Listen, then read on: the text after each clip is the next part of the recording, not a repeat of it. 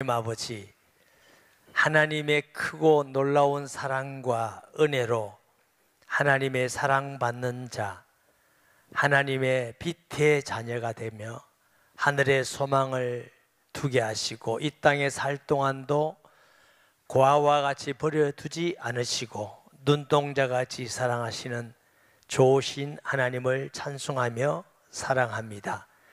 마음을 다하여 경배드리도록 우리의 심령을 지켜 주시옵소서.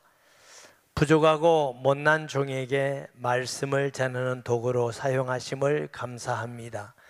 지각을 여시고 성령의 권능을 주셔서 하나님 말씀 그대로 수정될 수 있도록 간섭하시며 하나님 아버지께 영광이며 또 우리에게는 복된 시간 될 것을 믿습니다.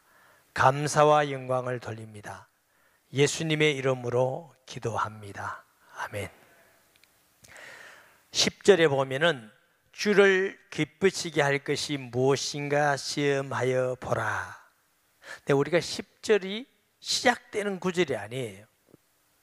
이게 누가 보더라도 10절, 9절 이게 끊어진 구절이 아니에요. 연관되어 있는 구절입니다. 그러면 할 수 없이 우리가 끊었다 말씀을 드렸죠. 그러면 우리가 내용은 연관되어서 이해를 하셔야 됩니다. 그 위에 무슨 말씀이 있죠? 우리는 빛의 자녀가 되었다. 저와 여러분이 빛의 자녀라 말은 하나님의 자녀가 되었다 하는 뜻입니다. 하나님은 빛이십니다. 요한복음 1장에 예수 그리스도는 생명의 빛이다 그랬어요. 전에는 우리가 어두움이더니 그랬어요. 어둠이라는 건 악한 사탄이죠. 사탄의 권세 아래 있었고 우리도 모르게 사탄의 길을 따라갔습니다. 가치관도 마음도 생각도 목적도 마귀가 좋아하는 걸 자꾸 하면서 살았던 우리인데 우리 힘으로는 도무지 마귀에서 벗어날 수가 없고 또 우리 성결한 열심으로는 우리가 죄 없을 수가 없어요. 죄 없이 그 해방될 수가 없고 또 하나님은 영이시기 때문에 볼 수 없는 하나님을 만나서 구원받고 이렇게 할 수 없는 전적으로 불가능한 무능력한 상태. 그런데 하나님이 우리를 빛의 자녀 삼기 위해서 하나님 전능하신 하나님 창조주 하나님이 최고의 사랑과 희생이 그의 아들을 이 땅에 보내사 우리 대신 고난당하고 십자가에 죽기까지 하시면서 누구든지 믿는 자에게 주시는 믿음의 선물을 통해서 우리에게 구원의 선물을 주신 줄 믿습니다. 그래서 우리가 빛의 자녀가 됐어요. 우리가 빛의 자녀가 된 건 우리 편에서 볼 때는 너무 쉬워요. 누구든지 주의 이름을 부르는 자마다 구원을 얻으리라. 주 예수를 믿으라. 그리하면 너와 너희 집이 구원을 얻으리라. 쉬워요, 어려워요? 쉬워요. 믿음으로 구원받는 이 진리는 모든 인간이 다 차별 없이 구원받을 수 있는 길이고 사람이 가장 쉽게 구원받을 수 있는 길이 믿음으로 구원받는 겁니다. 만약에 3,000배를 해야 구원받는다 하면 못할 사람 천지예요. 돈 적어도 여러분 아파트 양산의 아파트 그냥 큰 거 아니더라도 살려면 3억은 들죠. 3억을 들어야 구원받는다 하면은 제가 이게 보니까 3억 없는 사람도 많아요. 평생 구원받기는 걸렸어요. 구원 못 받아요.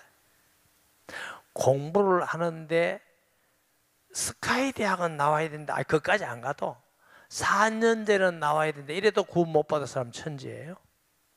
또 머리카락은 다 있어야 된다. 이러면 또 구원 못 받은 사람 천지예요. 다 조건이 있으면 못 받는데 조건이 하나도 없어요. 학교와 관계없이 생김새와 관계없이 돈하고 관계없이 키하고 관계없이 누구든지 주의 이름을 부르는 자마다 구원을 받으리라.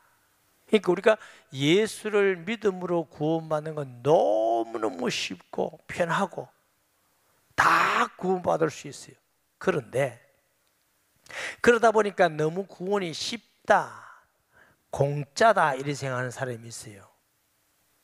우리에게 가장 쉽도록 그냥 구원받도록 선물로 주시기 위해서 하나님은 최고의 희생과 헌신을 감수하고 우리를 구원하신 것입니다.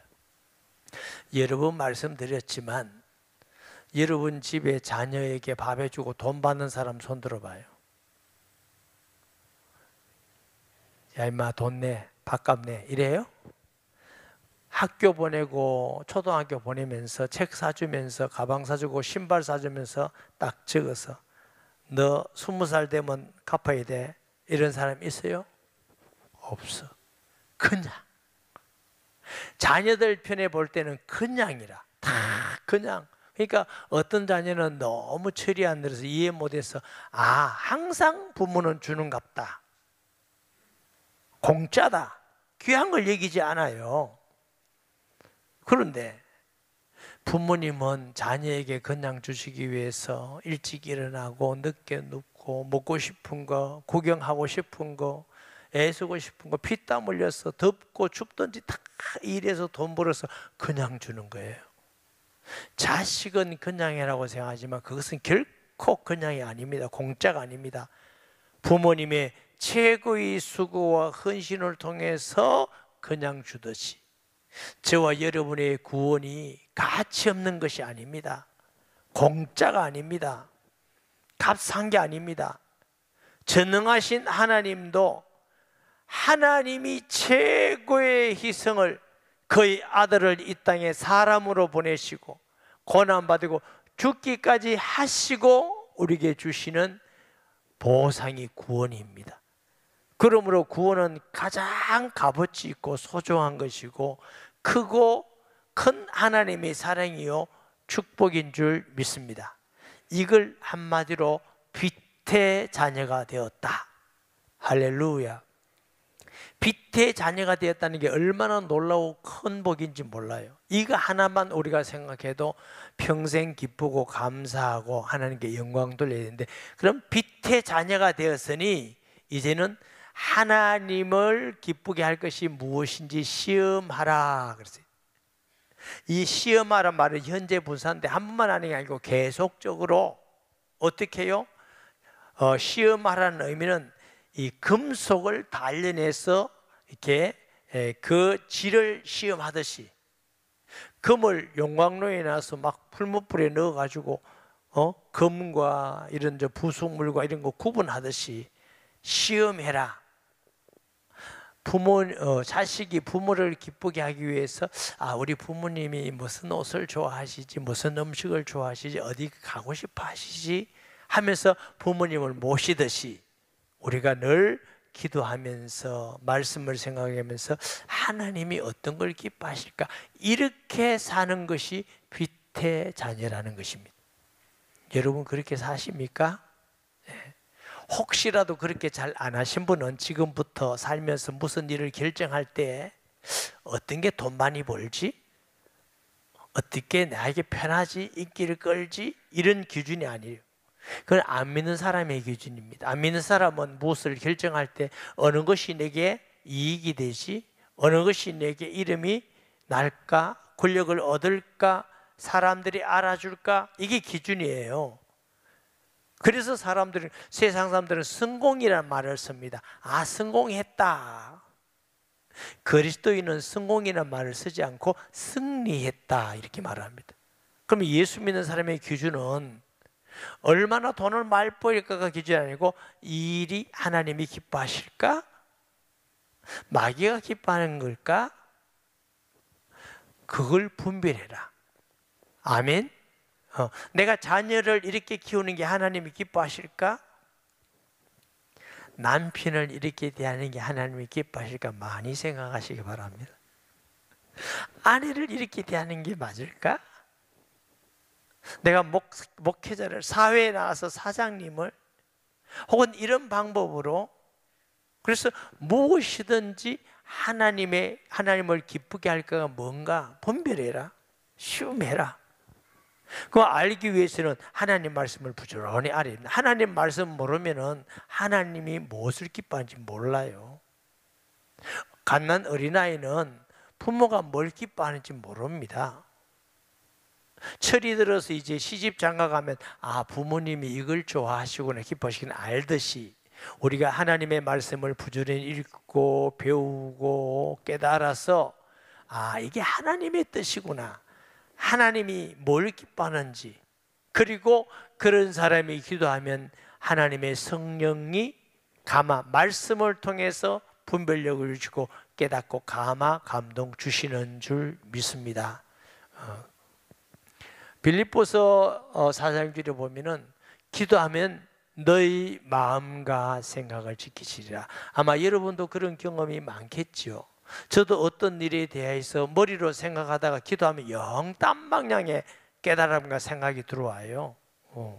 오늘 또 어떤 교회 교육을 위해서 기도하는 중에 아주 중요한 생각이 들어왔어요. 기도하는 중에 그래서 그런 걸 앞으로 어떻게 할 건가 제가 좀 진행해 갈 생각인데요. 그러니까 하나님께 기도하면 주님이 은혜를 주시고 분별력을 주셔서 인도받게 하시는 줄 믿습니다. 왜? 우리가 빛의 자녀이기 때문에. 너희는 열매 없는 어둠 일에 참여하지 말고 도리어 책망하라. 그들이 은밀히 행하는 그것들은 말하기도 부끄러운 것들이라. 그러나 책망을 받는 모든 것은 빛으로 말미암아 드러나나니 드러나는 것마다 빛이니라. 다시 말하면 형제 중에서, 우리 성도 중에서 어떤 중요한 죄를 짓고 범죄를 지으면은 그걸 책망하라는 것입니다. 왜 책망해야 되느냐? 그러니까 그 사람이 회개하고 빛으로 드러나오게 되는 것이죠. 책망하지 않으면 그 죄를 계속 짓게 되면 그 사람도 망하고 또 전염이 돼서 다른 사람에게도 이 죄가 전염이 되고 교회가 어렵다고 무너지게 되겠지요. 그러면 그 사람도 망하고 하나님도 영광 받지 않고 다른 사람에게 피해도 주고, 그렇기 때문에 책망하면은 책망하는 사람도 빛 안에서 그리스도의 빛을 비추게 되는 것이고, 너희는 세상의 빛이라고 해서 빛을 비추게 되는 것이고, 또 책망받는 사람도 회개하고 돌아와서 빛에 거하게 되니까, 그러니까 그것이 하나님이 원하는 것이기 책망하라. 그러나 혹시 여러분들이 여러분만 아는 아주 친한 사람이 어떤 범죄를 했다 할 때, 책망할 때에 내가 미워하는 마음이나 비판하는 마음이 있으면 책망하지 마세요. 그게 악이 되고 독이 됩니다. 정말 그 영혼을 사랑하는 마음에서 눈물을 흘리면서 겸손히 간절한 마음으로 구원하는 책망이어야 될 줄 믿습니다. 그러면 우리가 어떤 성도, 내가 친한 성도가 아주 중요한 죄에 빠졌다, 부끄러운 죄에 빠졌다, 뭐 사기나 도덕질이나 음행이나 빠졌다 그러면 이제 사람들에게 이 사람 이 도덕질하고 죄 빠고 음행을 하고 이러면 될까요, 안 될까요? 책망하라 했는데 책망 안 하면 내가 방임하는 자가 됩니다. 동요하는 자가 됩니다. 그럼 책망을 하려니까 또 이거 책망을 해야 되나? 아이고 모른 척하고 있는 게 편하다 이럴 수도 있겠지요. 마태복음 18장 15절 17절에 예수님께서 이렇게 말씀하셨어요. 내 형제가 죄를 범하거든 가서 너와 그 사람과만 상대하여 권고하라. 만일 들으면 내가 그 형제를 얻을 것이요, 만일 듣지 않거든 한두 사람을 데리고 가서 두세 증인의 입으로 말마다 확정하게 하라. 만일 그들의 말도 듣지 않거든 교회에게 말하고 교회의 말도 듣지 않거든 이방인과 세리와 같이 여기라. 이게 이방인과 세리와 같이 여기란 말은 출교하는 말입니다. 너 예수 믿는 사람 아니고 너는 구원받은 사람 아니야. 넌 망할 사람이야. 근데 중한 죄를 범하면 첫째는 어떻게 하라고요? 개인이 가서 조용히 말을 하래. 다른 사람 모르는데 내만 아는데 당신 이런 도둑질, 사기를 치고 오명을 하고 혹은 이간질과 분당을 만들고 모함을 해서 사람을 입히고 이거 내가 아는데 그거 아니다. 하나님께 우리 회개합시다. 내가 정말 이거 말하기 어려운데 사랑해서 내가 정말 당신을 사랑해서 그런데 나만 알겠다. 다른 사람에게는 일절 말하지 않으니까 우리가 이제 회개하고 주께로 돌아갑시다. 이렇게 해야 돼요. 첫째, 아멘. 그리고 그런 말을 안 사람은 요즘 사람들이 그런 말을 하더라고요. 무덤에까지 같이 간다 하대. 그러니까 그 말을 한 걸 정말 죽어도 그 말을 딴 사람에게 말하면 안 됩니다. 이유는 실수해서 죄를 지어서 죄를 지었단 말은 엎어져 있다.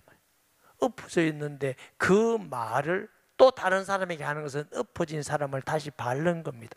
완전히 밟아 죽이는, 두 번 죽이는 꼴이 되고 실족하게 완전히 만든 꼴이 되기 때문에 죄를 짓는 것도 잘못하고 악한 것이지만 그 죄를 안다고 다른 사람에게 나팔을 불고 다니는 건 더 큰 악에서 일어나는 것입니다. 그래서 저와 여러분이 말에 굉장히 중요하고 신중하게 하셔야 됩니다. 말을 그냥 봤다고 들었다고 막 하면은 여러분도 모르는 사이에 내가 구원받은 사랑하는 우리 형제 자매를 실족하게 만들고 짓밟고 죽이는 일을 하게 된다는 거 꼭 아셔야 됩니다. 그래서 예수님이 너만 가서 개인적으로 말해라. 그리고 그 말은 비밀에 딱 붙여야 됩니다. 그러시겠어요? 꼭 그러셔야 됩니다. 이거 매우 중요합니다. 안 그런 것은 악에서 나는 겁니다. 둘째, 두세 사람이 증인이 요 두세 사람까지도 이미 그 사람의 죄를 알고 있어요. 왜? 변명하지 못하게 증인이 되게 말해서 이 두세 사람도 같이 말해서 그 사람이 이 두세 사람이 알고 있는 게 사실이다. 사실이 아닌 걸 가지고 증거도 없는데 덮으시면 안 됩니다. 사실이다 하고 두세 사람이 증인이 있어야 돼요. 말만 하면 안 돼요. 증인이 있어서 말할 때 이 두세 사람도 그 비밀을 끝까지 지켜주셔야 이 사람의 영혼을 회개케 하고 살리는 것인 줄 믿으시기 바랍니다. 이 두세 사람도 막 가서 말하고 다니면 이 사람이 어떻게 신앙생활을 할 수가 있고 얼마나 상처를 받고 얼마나 더 크게 실족하겠느냐는 것이지요. 그래서 우리가 정말 우리의 허물을 덮어주고 죽을 때까지 가서 그 사람을 살리는 입장에서 사랑하는 마음에서 간절한 마음으로 우리가 하나님 앞에 말을 해야 될 줄 믿습니다. 저도 우리 교인들이 어떤 일에 대해서 평생 얘기 안 하는 게 여럿이 있습니다. 저희 아내에게도 얘기 안 합니다. 왜? 혹시라도 또 얘기할까 싶어서 그 사람에게 상처를 주면 얼마나 큰 죄를 짓고 그 사람을 실족하게 만들겠습니까? 그래서 저만 갖고 있는 아는 비밀도 있습니다. 셋째로 교회에 드러내라 한 말은 그래도 그 사람이 회개하지 않고 그래도 계속적으로 죄에 빠져 있다면 이제 성도들에게 피해를 주지 않아야 됩니다. 영적 피해나 물질적인 피해나 도덕적인 피해나 여러 가지 피해를 주지 않기 때문에 이 사람을 교회에 드러내라 그럽니다. 그래서 교회를 보호하고 성결을 지키고 교회가 세워져야 되기 때문에 그런 줄 믿습니다. 그러면 그 사람에게 드러내서 출교해라 그런 뜻입니다. 천주교 책인데 신부들에게 사람들이 고해성사를 하잖아요. 그래서 신부에게 고해성사를 하면 어떻게 될까 해서 제가 오래전에 고해의 비밀이라는 책을 읽은 적이 있습니다. 신부들은 오만 고해를 다 받는데요. 우리 기독교는 신부한테 갈 필요 없어요. 하나님께 가서 기도하면 돼요. 그러니까 저한테 오지 마세요. 머리 아픕니다. 오지 마세요. 옛날에 우리 교회 부목사 중에 이준호 목사가 있었잖아요. 그 친구가 신부였대, 신부.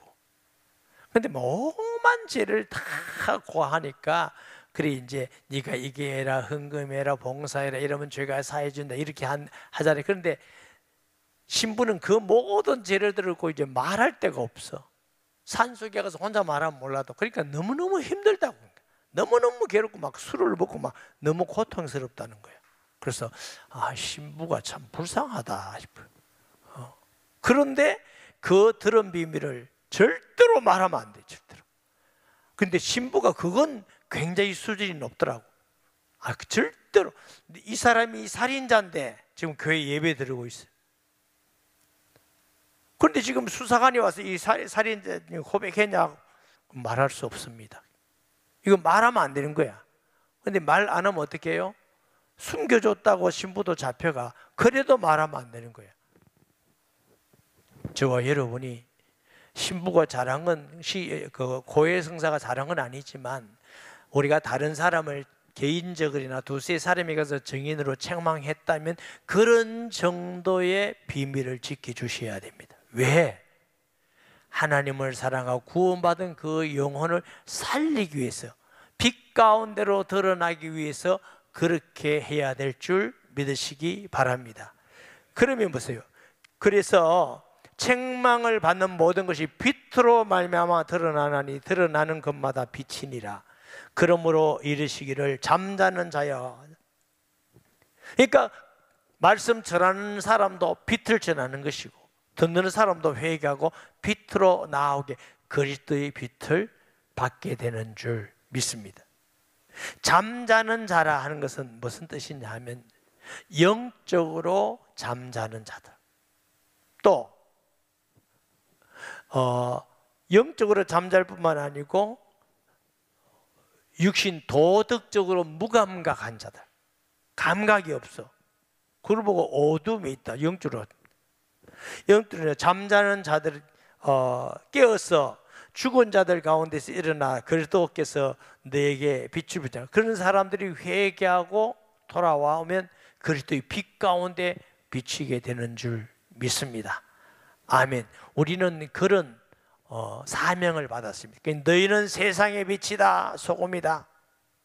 믿지 않은 사람에게 있어서 그것은 잘못이라고 지혜롭고 사랑하는 마음으로 고면해서 파멸을 하지 않도록 우리가 하고 복음을 전해야 될 이유가 있습니다. 그래 그들이 그리스도의 생명의 빛으로 나오게 되는 것입니다. 15절에 그런즉 너희가 어떻게 행할지를 자세히 주의하여 지혜 없는 자 같이 하지 말고 오직 지혜 있는 자 같이 하여. 여기 10절에 보면은 시험하라, 자세히 분별해라 그 말이죠. 15절에도 보면 자세히 주의해보라. 그리고 17절에도 주의 뜻이 무엇인가 이해하라. 오늘 본문에 한마디로 말하면 자세하게 분별하고 세밀히 보고 그 부분에서 굉장히 예민하게 하라는, 이게 주님의 뜻인가 아닌가, 이게 지혜로운 것인가 지혜롭지 못한 것이, 이게 하나님의 뜻인가 아닌가 자세히 분별해서 하나님을 기쁘시게 하고 하나님의 뜻대로 행하라. 이게 지혜 없는 자는 어떤 사람이 지혜 없느냐? 어둠에 거하는 사람이 지혜 없는 자입니다. 왜 어둠에 거하는 게 지혜 없는 자예요? 죄를 짓고 하나님을 거역하고 우상하고 이게 다 어둠에 거하는데. 자, 갈라디아서 한번 볼까요? 갈라디아서 5장 19절에서 21절. 이게 어둠에 있는 겁니다. 육체의 이름 분명하니 곧 음행과 더러운 것과 호색과 우상 숭배와 주술과 원수 맺는 것과 분쟁과 시기와 분냉과 당 짓는 것과 분열함과 이단과 투기와 술 취함과 방탕함과 또 그와 같은 것들이라. 전에 너희에게 경계한 것까지 경계하노니 이런 일을 하는 자들은 하나님의 나라를 유업으로 받지 못할 것이요. 이렇게 하는 사람이 지혜롭지 못한 사람이에요. 왜?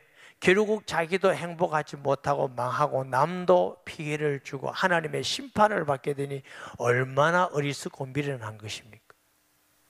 지혜롭다는 것은 하나님의 하나님이 기뻐하는 뜻을 분별해 가서 순종해 가는 것입니다.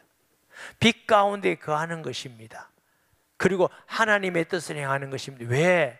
하나님께 영광이 되고 우리가 복이 되고 또 많은 사람에게 선한 영향을 미치기 때문에 그런 줄 믿습니다. 하나님이 빛이고 선이기 때문에 하나님은 선한 사람을 기뻐하십니다.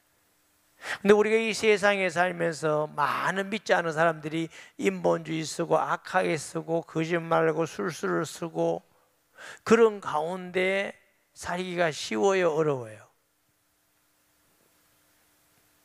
모르겠어요. 그냥 살았어요. 어렵죠. 참 어렵죠. 자칫 잘못하면 사기를 당하고 자칫 잘못하면 손해를 보고 자칫 잘못하면 모함 당하고. 그래서 예수님께서 뭐라 하냐면 뱀같이 지혜롭고 비둘기같이 순결해라. 그럼 우리도 같이 인본주의 쓰고 같이 악하게 하고 같이 거짓말하고 이러면은 지는 겁니다. 사탄의 전략에 넘어간 겁니다. 그러면 목사님 우리가 어떻게 살아야 됩니까? 하나님이 함께 하셔야 세상을 이깁니다. 우리의 싸움은 혈과 육에 대한 것이 아닙니다. 정사와 권세와 세상의 어둠의 주하자들과 하늘에 있는 악한 영들에 대한 싸움이기 때문에 우리의 싸움은 언뜻 보면 육신 같아 보이지만 영적 싸움이기 때문에 이 영적 싸움은 우리의 노력이나 지혜나 열심이나 지식 가지고 이길 수 있는 게 아닙니다. 하나님이 함께 하셔야 이깁니다. 그래서 아브라함이 승리한 건 하나님이 함께 하셨기 때문에, 여호수아가 승리한 건 하나님이 함께 하셨기 때문에, 모세가 승리한 거 하나님이 함께 하셨기 때문에, 다윗이 승리한 거, 요셉이 승리한 거 다 한마디로 말하면 하나님이 함께 하셨기 때문에 그 하나님이 함께하는 이름이 예수 그리스도입니다. 할렐루야. 예수 믿고 예수 이름 바라보고 예수 이름을 기도하고 예수 이름 말씀대로 순종하며 하나님이 함께하면 세상을 이기고 승리합니다. 할렐루야. 그래서 하나님 주시는 모든 것을 가지고 주의를 감당할 수 있습니다. 여러분, 예수 믿는 사람이라고 돈 없는 거 아니에요. 권력 있고 명예 없는 거 아니에요. 그리스도 안에 있는 명예, 권력, 돈은 축복이에요. 세상을 움직이는 사람들이 하나님을 경외하는 사람들을 통해서 하나님이 권력을 주시고, 다윗, 에브라임 이건 다 하나님의 사람. 지혜를 주셔서 에디슨이라든가 모든 사람들이 하나님 믿는 사람들이에요. 그 하나님 믿는 사람들에게 줘서 하나님이 함께 하심으로 세상 사람들을 이기고 승리하게 하는 줄 믿습니다. 그러므로 우리가 하나님을 기쁘시게 하기 위해서 분별한 것은 세상을 이기는 길이요, 하나님이 함께하는 길이요, 축복된 길인 줄 믿습니다. 그러므로 세월을 아끼라. 이 세월을 아끼라 하는 뜻은 무슨 뜻이냐면 세월을 도로 사다는 말인데 속죄의 뜻입니다. 기회를 자기의 것으로 충분히 이용해라 이런 뜻입니다. 다시 말하면 뭐냐? 시간이라는 기회, 시간은 기회입니다. 이 시간이 기회에 있는 동안 시간을 들여서 더 가치 있는 것을 사라는 것입니다. 아멘. 여러분이 시간이, 우리가 육신적으로 죽으면 구원받을 기회가 없어요. 연세가 너무 많고 아프기 시작하면 전도하기가 어려워요. 예배 드리기도 힘든 분이 계셔요. 기도도 어려워요. 봉사, 교회를 섬기는 것도 다 못해요. 왜? 우리가 시간이 기회입니다. 이 시간을, 금보다 귀한 시간을 자꾸 흘러버리는 거 어리석고 미련한 사람입니다. 그래서 세월을 아껴서 우리가 할 수 있는 이 시간에 하나님께 예배드리고 하나님께 기도하고 전도하고 선하게 하고 봉사하고, 이게 지혜로운 사람인 줄 믿습니다. 시대가 악한 시대니라. 말세의 특징은 빠릅니다. 굉장히 빨리 왕래하고 지식이 많아지고, 그래서 이 현대인들의 특징은 바쁩니다. 바쁘다 말은 뭐냐면 쓸데없는 데 시간을 많이 허비하면서 살아가는 시대가 되었어요. 그래서 쓸데없는 일에 굉장히 분주합니다. 놀러 갈 일도 많고 일도 많고 해야 될 일도 많고 학원 다녀야 될 일도 많고, 그러다 보면은 우리가 진짜 중요한 예배를 소홀히 하고 기도하는 걸 소홀히 하고, 코로나 이후에 예배에 소홀한 분들도 생기고, 어쩔 수 없이 건강이나 특별한 사정 때문에 유튜브 예배 드리는 분은 우리가 어쩔 수 없이 이해하지만, 습관이 돼가지고 예배 교회에 나오는 거 아유 귀찮은데 주차하기도 그렇고 뭐 얼굴 보기도 보기 싫고, 그래 막 유튜브로 또 넣어서 이런 습관이 있는 거 고쳐야 됩니다. 그리고 특별히 코로나 이후에 우리 교회, 다른 한국 교회도 마찬가지고 최고 타격을 입은 데가 어딨냐? 교육부입니다. 코로나 되기 전에 우리 교회 학교가 약 500명이 아이들이 예배를 드렸어요. 그리고 성경을 배우고, 지금은 300명 가까이 됩니다. 200명이 어디 갔는지를 모르겠어요. 그것도 우리 성도들 자녀 아닌가? 성도들 이제 코로나 걸린다고 안 보내나 아직도? 교회 학교가 200명. 우리보다 더 중요한 게 다음 세대 아닌가요? 그 다음 세대가 예배를 배우고 성경을 배우고 믿음으로 하나님을 경외하는 걸 배우고 이래 해야 되는데 어디 갔는지 없어졌어요. 참 안타까운 일이고 참 마음이 아픈 일이 있죠. 무엇이 그래 분주한지.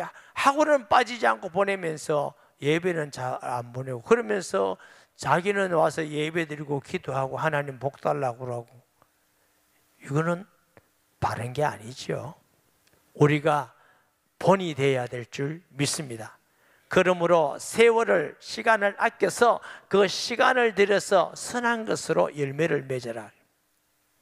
그러므로 어리석은 자가 되지 말고 오직 주의 뜻이 무엇인지 분별하라. 이 어리석은 자는 뭐예요? 세월을 아끼지 않고 방임하고 쓸데없는 데 내 시간을 다 드리는 겁니다.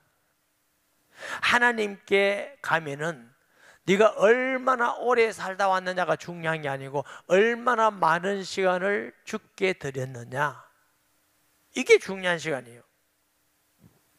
제가요 개척교회 할 때, 어릴 때 저 나름대로 아주 열심히 주의 일을 한다고 많이 했어요. 그래서 어떤 거는 기도하고, 제가 어느 날 기도하는 중에 하나님이 내게 깨닫게 하고 보여주시는데 나를 위해서 했던 건 하나도 의미가 없더라고. 주를 위해서 기도한 그것만이 내게 은혜가 되고 나를 위한 것이 되고 복이 되어 있더라고요.